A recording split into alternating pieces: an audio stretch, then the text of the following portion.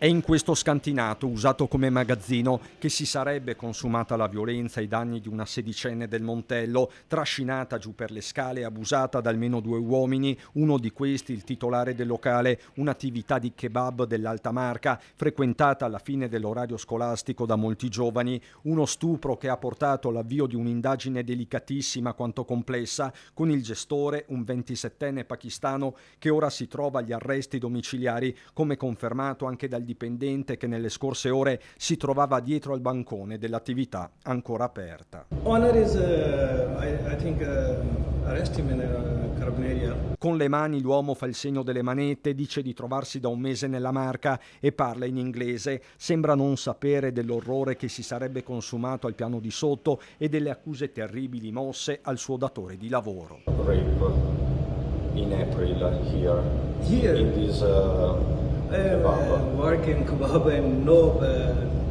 idea.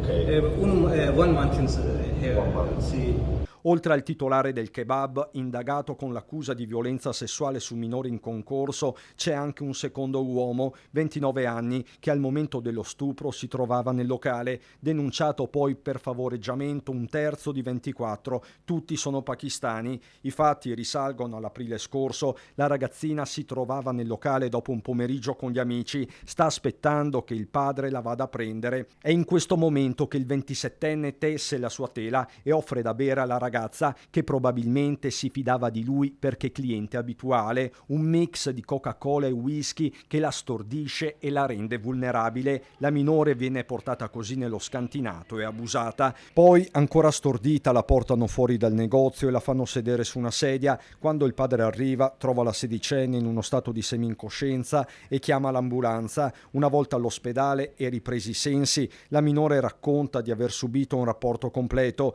A livello sanitario vengono trovati riscontri, da qui la denuncia e le indagini, non solo testimonianze ma anche sopralluoghi, accertamenti di natura scientifica su tutte le tracce del DNA. Nel sotterraneo dell'attività c'è anche l'occhio elettronico di una telecamera, difficile capire, visto il massimo riservo degli inquirenti, se sia stata utile nel corso delle indagini. Di certo, dopo gli avvisi di garanzia e le misure cautelari, presto potrebbe aprirsi la partita processuale.